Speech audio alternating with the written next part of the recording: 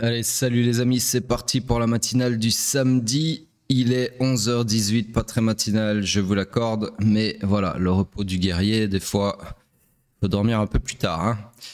Sur ce, on commence directement par notre ami Bitcoin sur le daily. Hop. Donc, structure swing, toujours haussière, structure interne, on va zoomer, hop. Toujours baissière, l'order flow l'est également.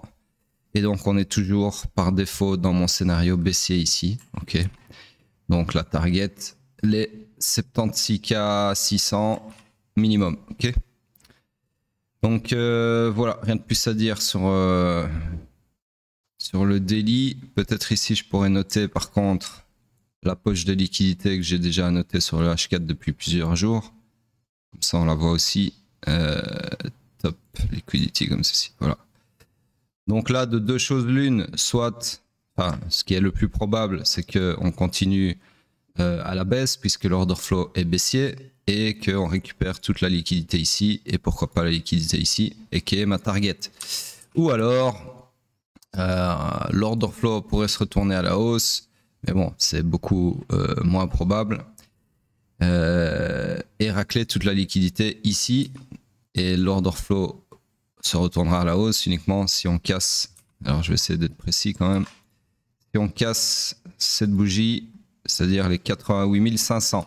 Donc en gros, rien de haussier avant qu'on ne reprenne les 88 500. Et sinon, c'est ce scénario-là qui est sur la table. Ok. Voilà, sur le H4, je dézoome. Alors, c'est moi juste cacher ceci que je viens de tracer et qui appartient donc au daily. Voilà. Donc je disais, je dézoome, structure swing toujours baissière, structure interne toujours haussière. Ça fait méga longtemps qu'on est dans cette structure interne d'ailleurs, ça fait 33 jours. Plus d'un mois les amis, qu'on est dans cette structure interne haussière. Bref, l'order flow est toujours haussier. Donc là, on est en train de dérouler mon scénario que j'ai tracé hier. À savoir, donc on était ici, je vous fais un petit replay des familles. Hop. Voilà, donc on a choqué à la hausse. Et alors, ce que j'avais pas tracé dans la matinale d'hier, c'est ceci. Alors, c'est un grappe de liquidité qui est minuscule, je vous l'accorde. Mais derrière, on a eu un beau momentum en V-shape, comme on appelle ça, suivi d'un retournement de l'order flow. Donc pour moi, ceci, jusqu'à preuve du contraire, ça ressemble quand même à un combo, même si le grappe de liquidité aurait dû, entre guillemets, être sur une mèche un peu plus prononcée. Mais bref, donc il faudrait en fait que je regarde sur d'autres exchanges si on a eu le grappe de liquidité plus prononcé. Voilà, parfaitement ce que je voulais voir. C'est moi prendre le bon outil, vous voyez ici. Donc ici, voilà, c'est ça que j'aurais voulu voir sur Binance, mais on l'a eu sur, on est où ici? Sur Bitfinex, donc parfait. On l'a eu également sur l'index, donc parfait. Et on l'a eu sur, c'est quoi ça? Bybit. Bybit plus prononcé aussi. Donc en fait, il n'y a que Binance qui fait chier, hein, cet exchange de merde. Donc voilà, ici on l'a eu, mais moins prononcé. Donc voilà, on a clairement du coup, si je me base sur ce que je viens de voir sur les autres exchanges, on a du coup mon combo à la hausse, donc ça c'est parfait. Et donc à ce moment-là, qu'est-ce qu'on attend? Mitigation de cette demande fraîchement créée, puisque ici on a tout petit FVG, d'accord? Donc c'est ce qu'on a eu la bougie d'après, je pense. Voilà, mitigation, et puis alors on attend la réaction, c'est-à-dire ce segment-là, après la mitigation, d'accord? Donc en gros ce segment-là, il a eu lieu en une seule bougie, qui est celle que je viens d'imprimer. Et là, on est en train de rebondir. Donc là, grosse bougie d'indécision. Et puis là, reprise du momentum de réaction sur la demande en question. Et puis, si je reviens au présent, nous sommes toujours quelque part par là. Voilà.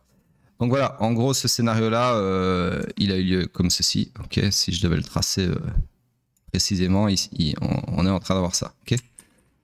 Voilà, sur ce, rien de plus à dire. On attend la suite des événements. Et je pense que ça, c'est vraiment une target très, très alléchante parce que, en plus, là, regardez, on est en train de créer encore une fois de la liquidité acheteuse. C'est-à-dire, ça, c'est ce qu'on appelle en anglais liquidity engineering. Donc, c'est, je sais pas comment on pourrait traduire ça en français, création de liquidité, architecturation de la liquidité, je sais pas comment vous appelez ça. Mais bref, en gros, c'est pour ça que je traduis jamais ce genre de terme, parce qu'en français, ça pue la merde en fait, ça n'a pas de sens. Donc en gros, ce liquidity engineering ici, bah, c'est le market maker qui est en train de créer de la liquidité, très probablement pour continuer à alimenter ce mouvement haussier, d'accord? Ou pas, ok? Mais il y a beaucoup de chance. Donc en gros, peut-être on va faire ça pendant tout le week-end, peut-être un truc comme ça, descente en escalier, et puis alors comme par hasard, après, on va récupérer tous les stop loss ici, on va rééquilibrer. Attendez, parce qu'il y a mon frère qui m'appelle, je vais couper ça. On va rééquilibrer peut-être le FVG ici énorme, et puis ensuite aller chercher cette poche de liquidité et ce haut significatif qui lui également est une poche de liquidité conséquente, comme tous les hauts et les bas significatifs. Bref, tout ça ce n'est qu'une possibilité, mais dans tous les cas, jusqu'à preuve du contraire, on est dans ce segment-là. Okay, voilà. Après, bien évidemment, il peut se passer tout et son contraire. Hein. On peut très bien partir comme ça. Okay, le marché fait ce qu'il veut, parce que je rappelle ici que en termes de liquidité, il y a également de la liquidité vendeuse ici, sous ce lot significatif ici, sous ce lot là, sous ce lot là. C'est ça le problème avec la liquidité. Vous pouvez pas vous baser là-dessus uniquement. Elle est présente partout et tout le temps. D'accord? C'est pour ça qu'on a besoin de baliser le marché avec la market structure notamment, pour pouvoir donner une chronologie, on va dire, en tout cas statistique, à ces prises de liquidité. Ok? Sinon, c'est pas compliqué. Hein. Le marché, littéralement, son but dans la vie, c'est aller purger la liquidité au bas, tout le temps. Ok? Et rebalancer les imbalances ici, donc les FVG, etc. Donc, sur ce, c'est tout ce que je peux vous dire pour le H4. On passe sur le M15. Le M15, le M15, donc toujours dans sa structure énorme qui est baissière ici, que je vais agrandir un tout petit peu encore. Comme ceci. Il y a un moment, je pense, je vais devoir tricher et repartir d'une structure interne en tant que structure swing, parce que là, c'est plus possible, ça n'a aucun sens, cette structure est beaucoup trop grande. Mais bref, pour le moment, je vais laisser encore un peu le price action se développer. Et sur ce, donc, structure interne qui était baissière ici, c'est retourné à la hausse. Alors, laissez-moi juste vérifier un truc. Je vais mesurer ici. Ouais, non, autant pour moi. Donc ici, on a eu une perpétuation à la baisse d'abord, comme ceci. Ce qui nous a mis... Alors, je dois zoomer parce que je vois rien du tout. Okay. Donc, ce qui nous a mis dans cette structure-là, ok, qui s'est ensuite perpétué... non, retourné, pardon, à la hausse ici, comme ceci, qui elle-même s'est perpétuée à la hausse, comme ceci, et qui ensuite s'est retourné à la baisse, comme ceci. Et donc, on est toujours dans cette structure interne baissière ici, ok? Donc, la structure interne baissière comme ceci, ok? Strong high, weak low. Sur ce, l'order flow, lui, est haussier. Donc, ça nous met dans quoi? Ça nous met dans le high pullback qui peut aller jusqu'au haut protégé du swing run final, ok? Donc, en gros, on cherche des longs pour exploiter ce high pullback. Sauf que là, tout de suite, maintenant, il n'y a pas de POI à long. En tout cas, pas de POI confirmé. Mais on en a un ici qui, potentiellement, dans 3 minutes, va se confirmer et sur lequel vous pourriez vous appuyer pour chercher des longs comme ceci. Okay, avec, bien évidemment, toute cette liquidité acheteuse en guise de target. Et accessoirement, le haut de la session asiate qui est le carré orange, puisque le bas a déjà été sweepé ici. Okay, donc voilà, intéressant ce petit POI. Je vais d'ailleurs mettre une petite alarme, sait-on jamais. Voilà donc pour Bitcoin, on passe sur Ethereum puisque c'est le week-end. Donc Ethereum en daily. Donc lui toujours dans une structure swing haussière, structure interne. Merde, attendez, j'ai fait un CTRL Z de trop. Hop. Daily, on revient là-dessus. Voilà, donc je disais la structure interne toujours baissière, l'order flow également, donc on cherche toujours des shorts. Et vous voyez que comme par hasard, on est dans mon scénario principal qui continue de se réaliser, d'accord? Ça a pris du temps, mes amis. Je vous l'avais tracé ce scénario quand même le 16 mars. Et on l'a presque réalisé le 30 mars du coup. Ouais. Donc ça a pris 14 bougies, 14 jours. Mais regardez l'exactitude encore une fois du scénario. Alors ici on a eu une petite sortie des sentiers battus du scénario. Donc au lieu de faire ça, bah, il nous a fait ça, ça, comme ça. Mais au final, moi je suis assez content de ce scénario. Okay, pour un scénario qui a été tracé il y a longtemps, parce que là j'avais mesuré à partir, enfin jusqu'au 30 mars, mais en vérité ça fait 20 jours que je voulais tracer. C'est pas mal, c'est pas mal. Okay, surtout quand tout le monde criait au bull run, reprise du bull run ici, hein, comme c'est le cas chez à Noobland. À chaque fois qu'il y a une bougie verte qui s'imprime avec un peu de ardeur, un peu de, ça se dit pas en français, un peu de vergogne, je sais pas comment dire. Tout le monde recrie au bull run, sauf que ces petits noobs ne savent pas que nous sommes toujours en bear market tant que l'order flow weekly est baissier. En tout cas, chez moi, c'est comme ça que ça se passe. Sur ce, le scénario intermédiaire, lui, moins successful, puisque on n'a pas eu la mitigation escomptée sur le supply ici, le supply secondaire. Mais voilà, en tout cas, on se dirige également vers la target, vu que c'est la même, bien évidemment. Bref, sur ce, le daily, bah, il n'y a rien d'autre à dire. On attend que les scénarios continuent de se dérouler et on passe sur le H4. Sur le H4 que je dézoome, qui est dans une structure swing baissière. Structure interne, laissez-moi regarder. Donc ici, elle est toujours baissière. Par contre, il y a un truc intéressant, c'est qu'on a eu ici un grab de la liquidité sous le week low qui était censé être run. Donc ce qui nous donne, vous le savez déjà, une mission échouée.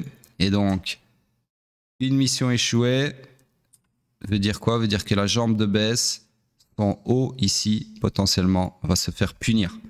Donc il y a beaucoup de chance. Alors là, franchement, c'est limite flagrant, d'accord? Quand vous avez un peu l'expérience.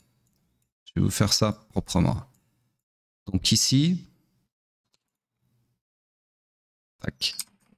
Quand vous avez votre structure interne ici, donc qui est baissière, qui est comme ceci. Donc le IBOS étant ici. À quoi on s'attend après un IBOS?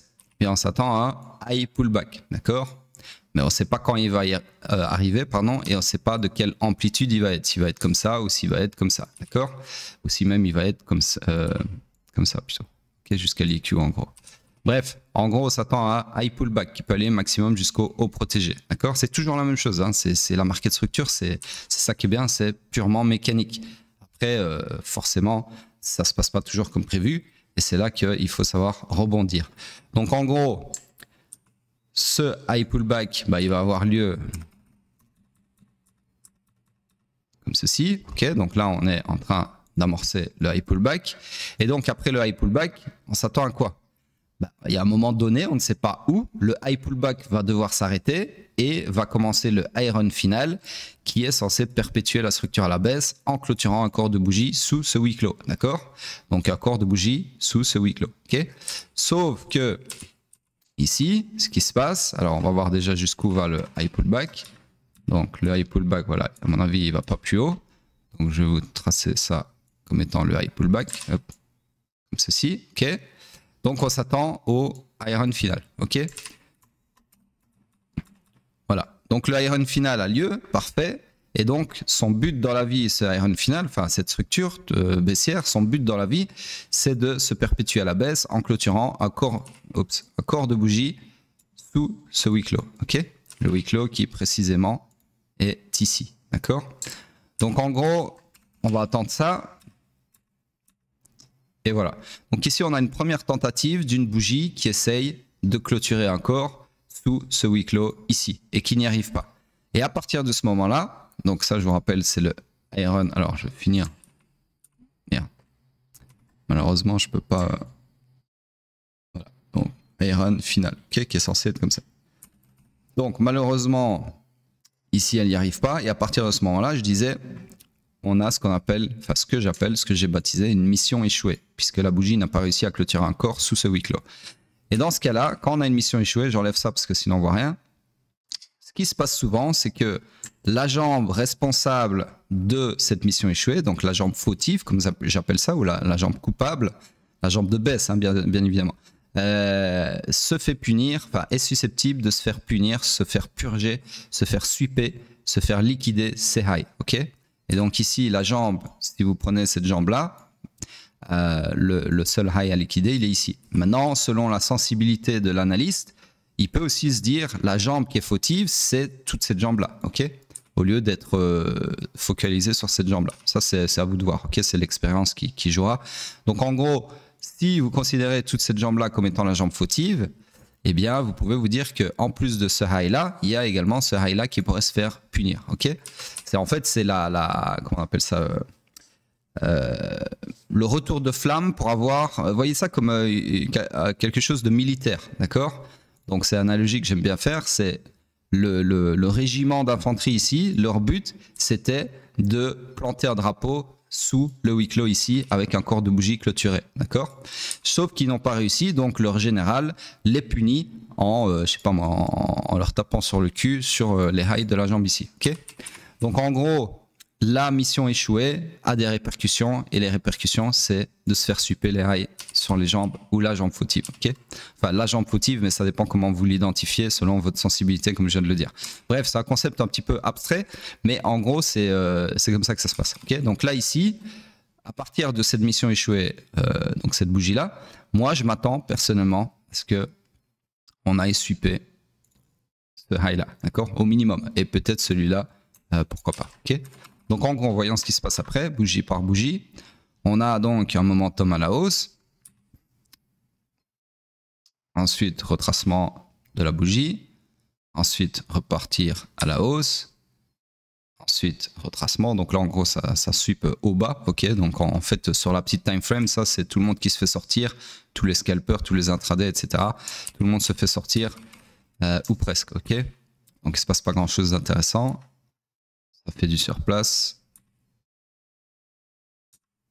Je pense qu'on est toujours dans du surplace. Voilà. Donc là, on revient au présent. Et alors ici, qu'est-ce que je peux voir? On n'a pas encore supé le haut, bien évidemment, ça on le savait déjà.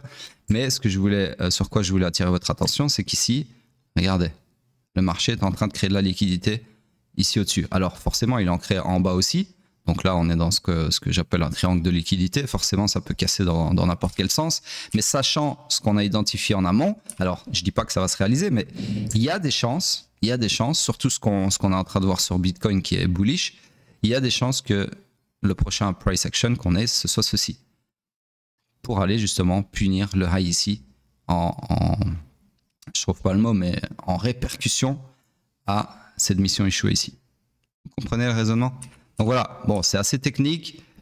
Si vous n'avez pas tout compris, c'est pas grave. De toute façon, c'est pas compliqué, mais voilà, c'est juste, il faut avoir un peu l'œil. Je vous explique ça là, pourquoi? Parce que j'ai envie de vous montrer à quel point on peut être précis grâce à tous ces concepts une fois qu'ils sont entassés les uns avec les autres. D'accord? C'est ce qu'on appelle les confluences. Donc voilà, après encore une fois, hein, je peux aussi avoir un gros fail et que ça parte comme ça. C'est tout à fait possible. Mais voilà, c'est ce à quoi je m'attends, c'est minimum ça. Alors on peut aussi, on peut aussi pousser le concept plus loin en se disant qu'au-dessus il y a un FVG, d'accord, et que le prix peut également aller combler le FVG et donc dans la foulée punir le high de la jambe fautive ici, d'accord. Bref, tout ça concorde. Pour moi, il y a vraiment beaucoup de chances que les prochaines heures on ait un mouvement comme ça. Okay. Alors, si on revient à l'analyse habituelle. Parce que là, je me suis un peu enfoncé dans le rabbit hole, comme on dit. Je vous disais quoi? Je vous disais donc que la structure swing est baissière, la structure interne l'est également, et l'order flow aussi. Donc en fait, ici, on est dans une structure qui est fully aligned à la baisse. Donc on cherche des shorts et uniquement des shorts. Et le POI le plus proche du price action pour chercher des shorts, je vous le donne en 1000, une confiance de plus à ce que je viens de vous expliquer. C'est moi juste tracer ça correctement, agrandir plutôt. Hop, voilà. C'est celui-ci, d'accord? Donc ça, du coup, ça m'intéresse plus pour le moment. Et donc le scénario que je pourrais tracer là tout de suite maintenant, comme par hasard, ça correspond à ce que je viens de vous expliquer par rapport à la mission échouée. Et donc ça serait ceci, ok? Target, le run du week clos, bien évidemment. Alors, je pense que j'ai fait une erreur. C'est juste, ok. Ouais, ok. Donc je vous ai parlé de la mission échouée ici sur le week low, mais c'est par rapport à la structure interne. Hein. Mais la mission de la structure swing, elle est juste en dessous puisque c'est le week low swing, d'accord, qui appartient à la structure swing. Donc en gros, cette structure baissière-là, son but dans la vie, c'est de clôturer un corps de bougie sous ce week low-là. Et cette structure swing baissière-là, son but dans la vie, c'est de clôturer un corps de bougie sous ce lot-là. Okay. Donc voilà, en gros, le scénario auquel je m'attends, tout concorde, c'est-à-dire on pourrait aller chercher donc d'abord trois choses, récupérer la liquidité ici, qui aspirerait le prix à venir liquider, punir le haut de la jambe fautive ici, et puis ensuite aller rebalancer, rééquilibrer le FVG, pour ensuite aller faire une mitigation du supply, pour ensuite repartir, accomplir la destinée interne et la destinée swing. Ça serait... Franchement, si on a ça, juste au-dessus, c'est le soleil, d'accord? Juste au-dessus de Nostradamus, en termes de skill, c'est le soleil. Mais voilà, je ne sais pas si on va voir ça, mais si on l'a, ça vous prouvera, encore une fois, pas que je suis le meilleur, blablabla, ça on s'en bat les couilles, mais ça vous prouvera que l'analyse technique fonctionne et que c'est quelque chose d'extrêmement puissant quand on sait l'utiliser, ok? Donc voilà, si ça se réalise pas, ça veut pas dire bien évidemment que le raccourci, c'est pas que ça veut dire que c'est de la merde. Ça veut juste dire que voilà, en termes de probabilité, il s'est passé autre chose. Hein, je vous rappelle que le marché fait ce qu'il veut. L'analyse technique, c'est notre seul outil pour essayer d'anticiper entre guillemets ce qu'il va faire. Ok, donc par rapport à justement des probabilités, des statistiques, etc. Mais c'est pas de la magie, bien évidemment. Le but du jeu n'a jamais été de deviner ce que le prix va faire, mais simplement d'essayer de profiter de ce qui va le plus dans le sens des probabilités. Okay, voilà. Donc en gros sur Ethereum c'est tout, et on va passer sur Hype. J'ai failli oublier. Alors Hype en daily. Hop. Donc, toujours fully align à la baisse. Je vous renvoie aux matinales précédentes. On cherche toujours des shorts sur ce supply ici. Donc, en gros, on attend le scénario en bleu. On passe sur le H4. Sur le H4, ici, c'est moi agrandir ça. Pareil, fully align à la baisse. Donc ici, hier, je ne pouvais pas vous tracer rien du tout. Et aujourd'hui non plus, en fait. Pour la simple et bonne raison qu'il n'y a pas de scénario qui ne nécessite pas de retournement de l'order flow. Du coup, j'ai rien à vous tracer. Okay, donc là, sur Hype, c'est simple. Il n'y a rien à faire. Alors, il y en a qui sont en train de... Je sais, hein, je vous connais. Il y en a qui sont en train de se dire « Putain, je suis en train de rater le bottom. C'est le vrai bottom. Ça y est, il faut que je rachète. » Et qui ont envie de racheter encore leur Hype. Alors, je dis pas que c'est pas un bottom. J'en sais rien. J'en sais foutre rien. Mais pour le moment, il n'y a rien en termes d'analyse concrète qui disent que ce soit un bottom. Pour la simple et bonne raison déjà que l'order flow est toujours baissier. Moi, tant que l'order flow n'est pas haussier, ça ne m'intéresse pas de me placer long sur Hype. Et le seul endroit, enfin l'endroit où l'order flow haussier va se produire, c'est, laissez-moi regarder, ouais, c'est ici. Donc je crois que j'ai dit hier déjà, c'est les 12,61, d'accord? Alors ici, je regardais, je zoomais en vous parlant. Ici, en fait, on a des relative equal low, comme on appelle ça, qui représentent du coup une poche de liquidité. Donc là, il y a deux choses qui font que c'est pas le moment de chercher des longs. C'est que, un, vous vous opposez à l'order flow, en H4 du moins, et deux, et en daily aussi. Et deux, ici, il y a une poche de liquidité qui a été créée. Donc ça ne m'étonnerait pas que le petit hypounet, il vous la mette encore profond en allant récupérer la liquidité ici. Et puis, peut-être partir, d'accord ? Maintenant, il peut se passer bien évidemment le contraire. Il peut partir comme ça, choquer à la hausse. Et là, à ce moment-là, bah, potentiellement, il va créer une gare, okay, un POI, une demande. Et là, potentiellement, vous pourrez profiter de la hausse en cherchant un long ici. C'est ça qu'on attend, d'accord? Donc, le seul long que vous devez attendre, c'est retournement de l'order flow à la hausse, première étape. Ensuite, après avoir retourné l'order flow à la hausse, potentiellement un POI qui se créerait quelque part, sur lequel vous pourriez prendre appui pour vous mettre dans le train qui va aller jusqu'où, je ne sais pas, hein, le train va peut-être aller jusqu'ici, on n'en sait rien, d'accord? Faut toujours, ça c'est vraiment un truc que vous devez avoir en vous, en termes de réflexe, c'est le marché fait ce qu'il veut. Il faut arrêter de croire que parce que si par exemple ici on a l'order flow qui se retourne à la hausse, et puis que le prix qui vous laisse un PY magnifique, et qui revient dedans, et qui repart comme ça, que quand vous êtes là, la suite c'est ça. Non, la suite c'est ce que le marché a envie de faire, ok? Quand je dis ce que le marché a envie de faire, je parle des market makers bien évidemment, mais voilà, c'est totalement aléatoire, c'est ça que je vous dis, ok? C'est aléatoire, mais c'est balisable via l'analyse technique, c'est ça que vous devez comprendre. Le métier c'est ça. Vous êtes en fait dans le Far West, ok, le Far West, le Bronx, appelez ça comme vous voulez, à bordel, à ciel ouvert, mais il y a un balisage qui permet de plus ou moins vous en sortir, ok, enfin, plus ou moins de le lire, d'interpréter tout ça. Sur ce, c'est tout pour Hype, donc rien à faire sur Hype, et on passe sur Bitcoin en weekly. Après je vous laisse parce que je vais aller quand même prendre mon petit déj, il va être midi là. Même si mon petit déj c'est à midi que je le prends, même si je me lève à 7h du mat, pour la simple et bonne raison que je fais du fasting de 16h, donc dernier repas à 20h et premier repas à midi. Sur ce, le weekly, c'est exactement comme hier, absolument rien à dire, mon avis, sauf hormis une remontada surprise, qui est possible, hein, vu ce qu'on a vu sur le daily et le H4, qui sont plutôt partis pour être bullish dans les prochaines heures ou prochains jours du week-end en gros. Il faudra voir comment ça clôture dans 1 heure et 15 jours, mais là tout de suite maintenant c'est bougie marteau inversé, figure bearish en gros. Donc voilà, il y a rien de bullish là-dedans, absolument rien du tout. Moi là quand je vois le graphique là maintenant tout de suite à l'instant T, bear market, bougie extrêmement bearish, liquidité récupérée au nord, liquidité au sud à prendre, POI unmitigated au sud. Donc du coup, c'est à la cave minimum comme ça. Je vous l'ai dit hier. Hein. Donc en gros, moi, c'est poursuite du swing pullback et qui est bear market jusqu'à preuve du contraire. Ok. Là, il faudrait vraiment que la bougie clôture avec une allure bullish incroyable pour que je me dise il y a de l'espoir. Mais là, pour le moment, les amis, on s'enfonce dans le bear market. Et tant qu'on ne reprend pas, comme je vous ai dit tous les jours, les 94 600, il n'y a absolument pas de bull run à l'horizon, enfin de bull market à l'horizon. Donc voilà, sur ces belles paroles, laissez vos commentaires et je vous dis à plus tard.